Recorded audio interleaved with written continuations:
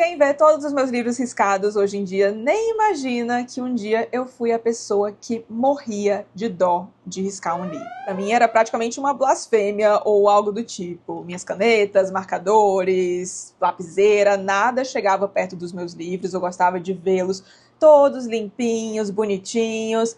Mas as coisas mudaram e como os meus livros todos riscados vivem aparecendo lá no Instagram, eu recebo muitas perguntas sobre como eu anoto meus livros, por que eu faço certos símbolos. E hoje, então, estou aqui atendendo ao pedido de vocês para falar de como eu anoto e marco meus livros. E para este vídeo ficar o mais completo possível, eu irei dividi-lo em 3 partes. Na primeira parte, falo do porquê eu anoto os meus livros. Na segunda parte, o que eu uso para marcar os meus livros. E, fechando, como eu efetivamente marco os meus livros. Eu vou pegar alguns exemplos aqui das estantes, mostrar para vocês, comentar ao mesmo tempo. E aí, espero que você tenha algumas ideias aí e consiga criar o seu próprio sistema, tirar algumas ideias, ou se quiser copiar o meu também, porque se achou tudo bom, fique à vontade. E fique à vontade também para não querer riscar os seus livros depois disso. Não estou tentando convencer ninguém aqui, só quero mostrar como eu faço.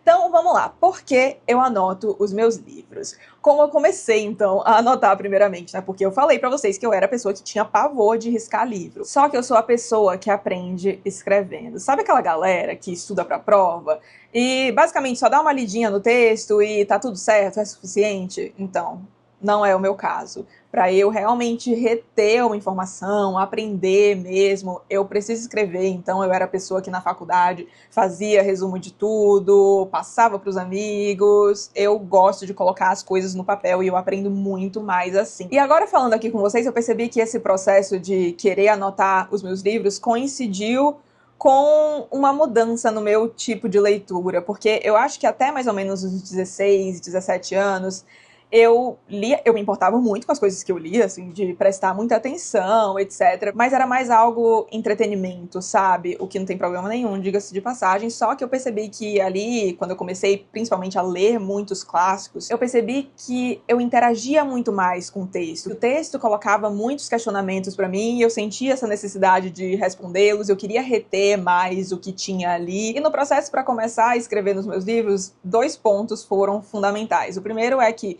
eu percebi que eu riscava os meus livros, na verdade, os meus xerox, as minhas cópias de livros da faculdade, riscava tudo e eu realmente conseguia reter a informação. E a partir disso eu comecei a pensar, putz, eu quero reter o que eu tô lendo aqui, de ficção também, por exemplo. Então, por que não riscar? Aí fiquei pensando nisso e comecei meio tímida ali a riscar os livros, mas bem fraquinho, de lapiseira, com muito cuidado, botando mais flags do que riscando o livro em si. Mas o segundo ponto foi o real catalisador para eu riscar os meus livros como eu risco hoje, que foi ver a cópia de Finnegan's Wake da Susan Sontag. Susan Sontag, freguesia aqui do canal, sabe que é a musa da minha vida. Eu admiro muito aquela mulher, já li coisa pra caramba dela, e eu lembro de ter visto, eu vou até deixar a foto aí na tela pra vocês, de ter visto essa cópia dela e fiquei, meu Deus do céu. Essa mulher conseguiu fazer todas essas anotações a partir dessas páginas do livro, e a partir disso eu fui lembrando de outros exemplares de livros de autores que eu já tinha visto aí na internet, fotos, etc. E sempre tava tudo riscado. E aí eu pensei, bom, essa galera manja muito mais de leitura do que eu, né? São melhores leitores do que eu. Então, eu acho que para eu ser uma leitora melhor, talvez seja uma boa começar a riscar meus livros. E olha, eu lembro direitinho da primeira vez em que eu realmente risquei, mas assim, com vontade, de riscar a página inteira mesmo. Eu me senti, sei lá, parecia um negócio meio liberdade, sabe? Juro, foi uma sensação tão boa, tanto que eu não parei desde então. Porque eu anoto e marco os meus livros. Eu lembro de ter visto uma frase, não vou me recordar agora de onde ela veio, infelizmente, mas dizia algo como: é só quando você anota, você risca os seus livros que o livro se torna realmente seu. E é exatamente isso que eu sinto.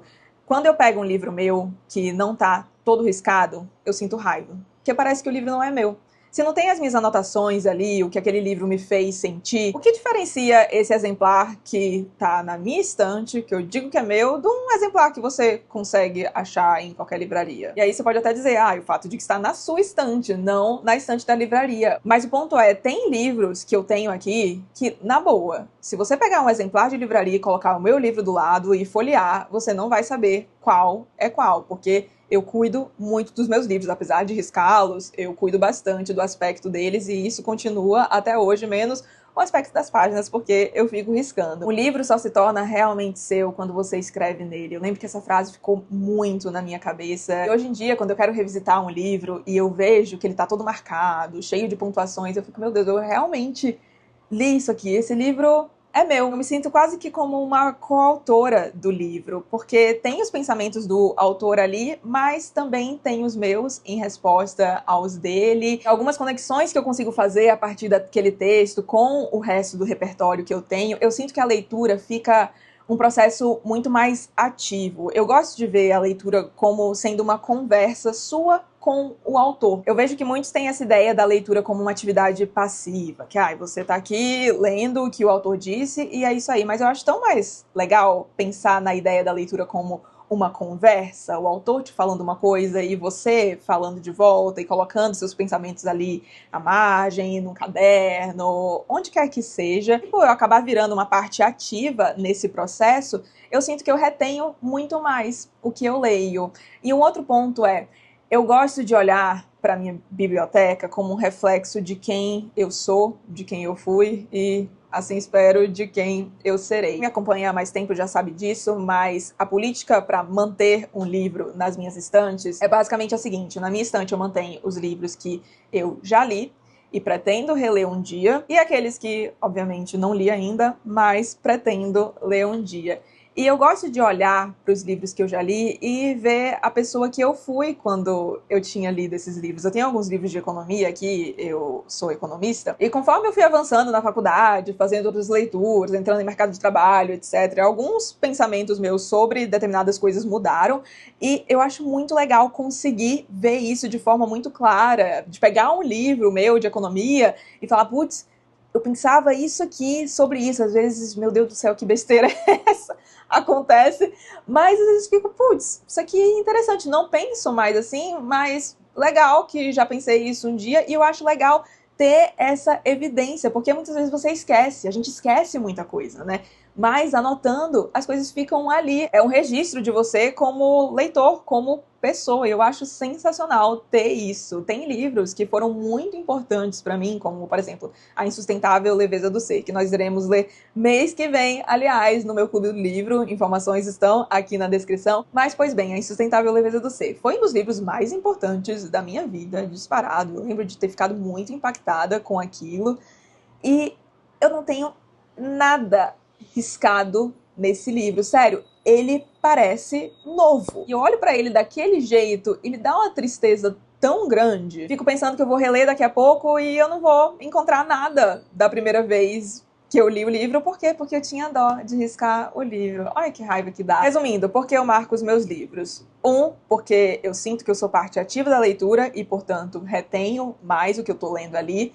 2, porque eu gosto de ter esse registro da minha evolução como pessoa, como leitora. E terceiro ponto, agora falando mais da questão de marcar o livro com flag, post-it, etc., eu consigo revisitar o livro, pegar da minha estante e ir direto no que eu considerei mais importante naquela leitura, sem precisar reler o livro inteiro. É muito mais fácil eu encontrar ideias que me chamaram a atenção com esse processo. Vamos agora para o que eu uso, para as ferramentas. Começarei pelas lapiseiras. Eu uso sempre lapiseira. Quer dizer, eu já usei canetas, mas eu geralmente uso caneta quando eu não tenho lapiseira à mão. E aí, se tiver só caneta, tudo bem, mas geralmente eu tenho muitas lapiseiras perto de mim. Essas aqui, inclusive, são só algumas das que eu tenho e todas do mesmo modelo. Vai ter link aqui na descrição para vocês. É da Pentel. Eu gosto da 07, eu tenho uma 09, que inclusive é esta aqui, mas eu prefiro usar a 07. A 09 eu uso quando o papel é mais poroso, sabe? Porque ela pega melhor, mas eu não tenho tanto livro com papel muito poroso aqui, então ficam estas 07 mesmo, e como eu disse, tem várias espalhadas pela casa, dentro da minha bolsa, não fico sem isso aqui. Então essas são as lapiseiras. Vamos agora para os marcadores. Quem tá aqui no canal há muito tempo sabe que nós temos a seita do marcador cinza. Marcador cinza, pra mim, é a melhor cor de marcador. Eu lembro que eu descobri através deste aqui, tava numa livraria, e aí vi um cinza, fiquei, nossa, gente, que diferente, eu nunca tinha visto. Aí testei lá na livraria Leitura, que tem a parte de papelaria, né? E eu fiquei apaixonada, obcecada. É praticamente a única cor de marcador que eu uso hoje em dia. Eu uso colorido também, eu tenho uns... Ai, agora tá meio longe aqui, mas é o da Faber-Castell. Eu vou deixar o link aqui na descrição. É uma coleção de tons pastel e eu gosto bastante daqueles marcadores. E eu uso somente quando eu tô lendo livro em língua estrangeira. Porque se eu li alguma coisa que eu não entendi, algum vocabulário que eu desconheço, eu vou lá e grifo com outra cor pra depois eu bater o olho e... Ó, essa palavra aqui que eu não sabia, e pesquisar. E aí depois eu colo um post-itzinho, enfim, a gente fala mais sobre isso quando eu estiver mostrando como eu marco os livros. Mas marcador cinza é o meu amor. Aqui no Brasil, você consegue encontrar estes dois. O da Staedtler, que foi o marcador cinza primordial, foi o primeiro que eu descobri, e aí ficou uma galera viciada nele. Ai, amo esse marcador. Lembro que eu fui uma vez na Calunga, perto de casa, e a moça falou, procurando, né, esse marcador, e a moça falou, nossa, esses marcadores estão vendendo tanto, não sei o que, e eu fiquei meio... E aí nós temos o marcador da Cis, gosto bastante dele também, acho um ótimo substituto para este da Staedtler. Então tem esses dois, mas fato é que o meu favorito é realmente este aqui, da Muji, que não vende no Brasil, meninas. Sério, nossa, que inferno. Aí, desde que eu descobri, toda vez que eu viajo pra fora, faço um estoque, e um estoque mesmo, porque o único defeito dele é que ele acaba assim, acaba muito rápido. Ainda mais que eu uso demais, mas sério, maravilhoso. Pra mim é o combo perfeito de espessura, cor, acho perfeito, e ele não passa. Aliás, nenhum deles, a não ser que seja, claro, uma folha muito porosa, tipo, se for de jornal, vai passar pro outro lado. Mas eu vou até mostrar uns exemplos pra vocês aqui, e vocês vão ver que esses aqui não passam, não. Ou talvez eu tenha a mão leve, né? Pode ser também. Flags, sempre. Isso aqui vai que nem água aqui em casa. Amo demais. Eu tenho de várias cores, as que são só algumas das que eu tenho. E eu compro muito na Amazon. Aqui em São Paulo tem a Daiso, e eu adoro os que vendem lá. E eu também compro muito na Shopee. Inclusive, acho que todos estes que eu estou segurando foram comprados na Shopee. Então fica a dica, eu compro de monte, só alegria. E eu prefiro essas fininhas aqui, porque tem umas mais grossinhas, eu inclusive tenho aqui em casa, mas eu prefiro as fininhas mesmo. Post-its, para quando eu quero anotar tanta coisa que nem cabe nas margens, ou quando o livro tem pouquíssimo espaço nas margens. Acontece. Informo que teremos um erro de continuidade neste vídeo, porque eu fui trocar a bateria da câmera e eu percebi que a capa do meu fone estava aparecendo no enquadramento. Voltemos ao vídeo agora. E o último item que eu uso é este caderninho aqui. Este é da Caderno Inteligente.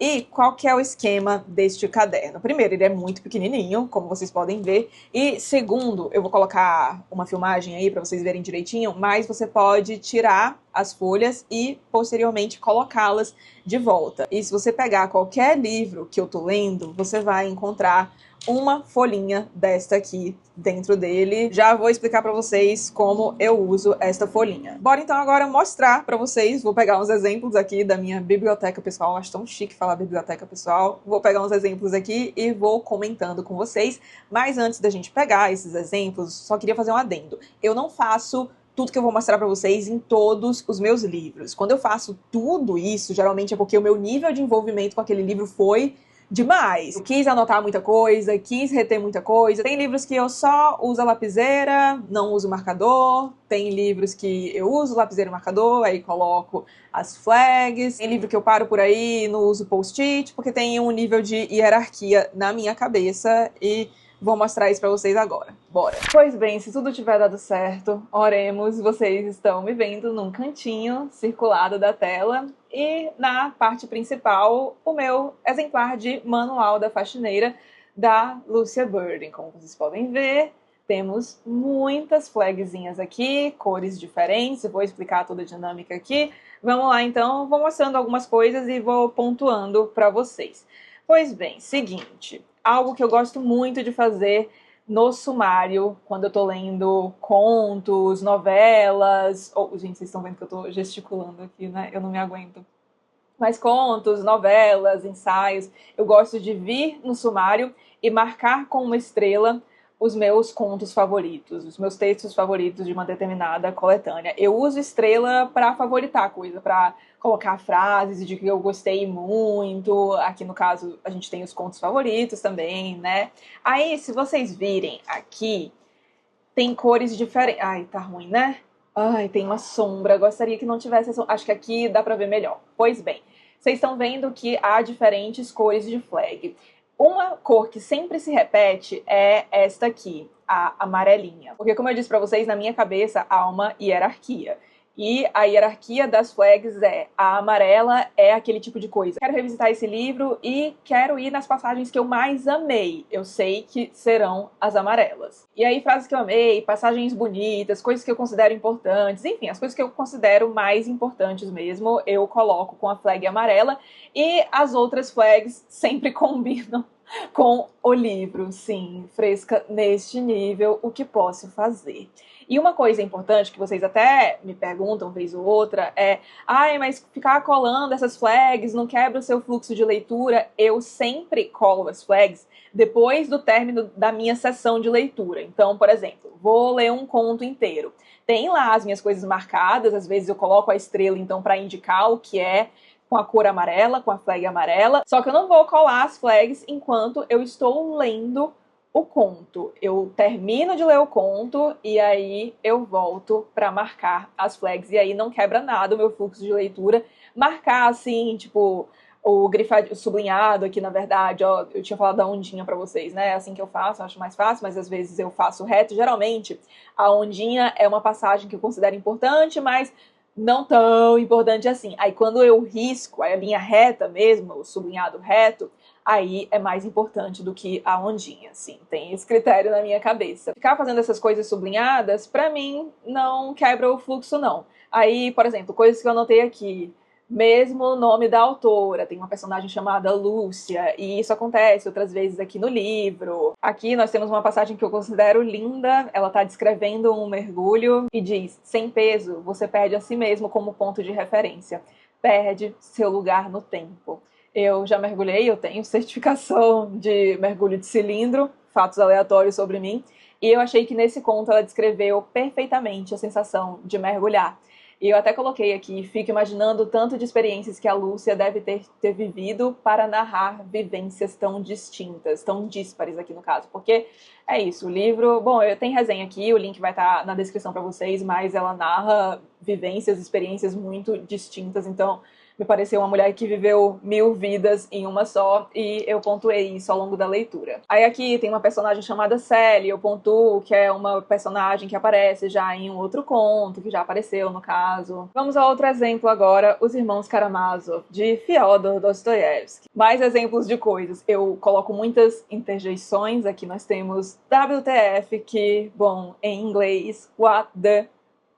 Espero que vocês tenham entendido, isso acontece bastante. Em português tem o bom e velho PQP, sim. Eu xingo bastante enquanto estou lendo, dependendo do livro, é claro. Aí aqui, mesmo esquema, ó, tem as flags amarelas destacadas, as outras em vermelho, porque combina com a capa do livro. Aqui na capa, o meu Ex Libris, que é muito bonitinho. SOS é outra que aparece bastante também. Uso muitas exclamações também. Quando ela tá grande assim, é porque o trecho é muito importante. Tem aqui, olha só, o nível de importância. Tem a exclamação, tá grifado com marca-texto, que pra mim é mais importante do que o que tá sublinhado, e com a flag amarela. Então a Paloma do Futuro vai bater o olho nisso aqui e vai pensar: putz, essa informação aqui é muito importante. Ou essa frase é muito bonita. Enfim, eu sei que foi um trecho que me marcou muito por algum motivo. Eu raramente coloco flags consecutivas, tipo uma página seguida da outra, uma folha seguida da outra. Por exemplo, aqui tá sublinhado e eu coloquei um vermelho, ou seja, não é tão importante assim. Aqui, do outro lado, também tem coisas sublinhadas, mas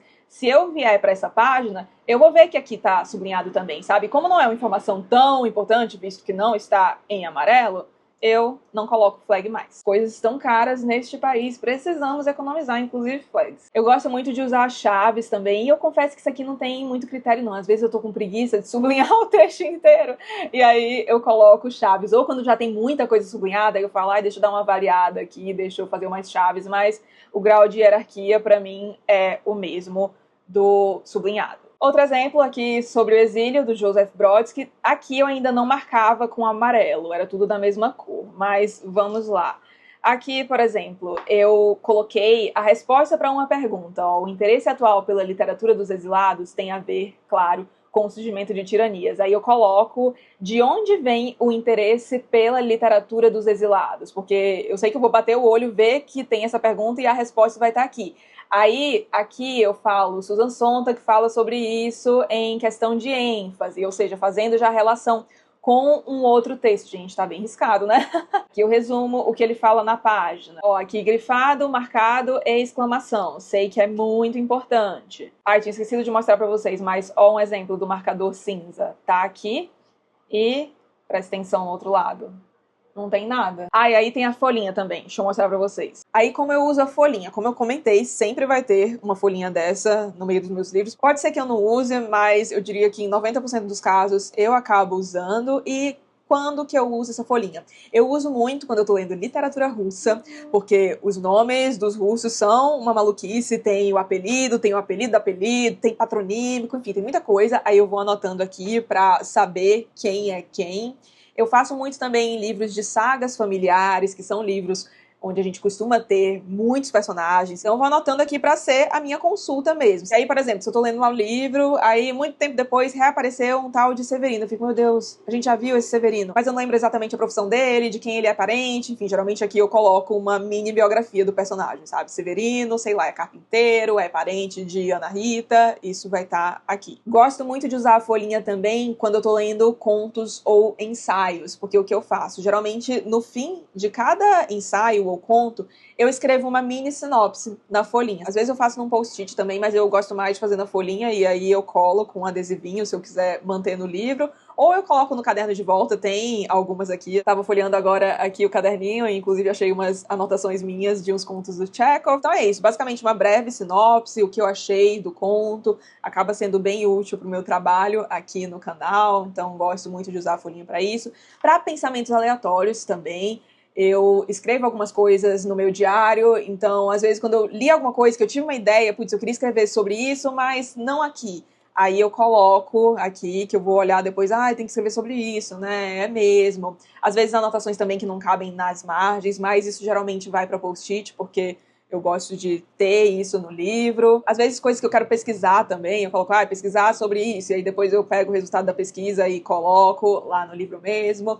Vocabulário às vezes também, principalmente quando eu tô lendo alguma coisa em alemão, que dos idiomas que eu falo é o que eu tenho menos vocabulário. Então, muitas vezes eu coloco aqui, depois vou pesquisar direitinho. Muitas vezes dá para pegar o significado pelo contexto da palavra, mas eu gosto de sempre anotar aqui e levar para algum local em que eu guardo o meu vocabulário. Voltando aqui agora, eu vou dar o exemplo dos post-its. Aqui é a minha edição de A Divina Comédia, este é o Inferno. E olhem só, aqui vários post-its, porque eu queria anotar muita coisa que não ia caber, então eu coloquei tudo aqui, ó. Todo o capítulo eu colocava o sentido que eu encontrei neles. Aqui, ó, tem informações sobre Virgílio, tá aqui. Aqui até dava pra ter escrito nas margens, né? Mas eu fiquei com vontade de fazer no post-it por algum motivo. Eu gosto muito de fazer isso, de dobrar o post-it e resumir aqui sobre o que é a anotação que tá no post-it. Este aqui é um livro que eu tô lendo agora e olhem só. Primeiro o esquema combinando também com a capa, as flags, mas tem as flags amarelinhas. E aí eu coloco alguns questionamentos, por exemplo. Aqui o autor fala, somente a língua inglesa tem 2 termos que permitem nuançar o discurso. Lonely e fala de solitary também. E eu falo, e solitude versus solidão, porque eu acho que a gente tem essa distinção também. Já aqui no meu amado, O Perigo de Estar Lúcida, da Rosa Monteiro, temos uma estrelinha aqui pra marcar, tem amarelo aqui, na verdade essa aqui é laranja, eu acho que eu tava sem flag amarela, Então a de destaque é a laranja. Então tem um trecho muito importante aqui, mas eu coloquei uma estrelinha aqui nesse trecho que eu achei muito bonito, que é: a cultura é um palimpsesto. Achei linda. Aqui anotei, gosto da expressão mente sem poda. É isso, gente, eu vou anotando o que me dá vontade, é meu, eu tô conversando com o livro, não quero parecer erudita, só quero colocar no papel um trecho que me chamou a atenção, me fez sentir, e eu coloco mesmo. Aqui, me identifiquei tanto, tem uns trechos que eu coloco lindo em letra maiúscula, e aí eu vou pegar de novo para reler o livro, e eu fico, putz, isso aqui era tão bonito mesmo, que bom que eu marquei, porque vira e mexe eu reorganizo as minhas estantes, e toda vez que eu faço isso eu gosto de pegar alguns livros aleatórios para ver o que eu marquei. Então, fazer esse trabalho aqui facilita muito a vida da Paloma do futuro, que vai revisitar seus livrinhos. 2000 anos depois. E aí me peguei aqui relendo alguns trechos, quando eu deveria, na verdade, estar gravando este vídeo. Vamos encerrar então, que eu já dei exemplo demais. Pois bem, é assim que eu anoto e marco os meus livrinhos. Se vocês tiverem ficado com alguma dúvida que não tenha sido respondida aqui no vídeo, por favor, deixem aqui nos comentários, que eu vou dar uma boa olhada em todos eles. Queria saber se vocês têm uma história de superação também para contar, se vocês eram uma pessoa que não tinha coragem de riscar livros e agora risca livros à vontade. Deixa aqui embaixo pra gente, que eu vou adorar saber. E se você gostou do vídeo, não esqueça de deixar um like e de se inscrever aqui no canal, caso não seja um inscrito ainda. Um grande beijo e até os próximos vídeos.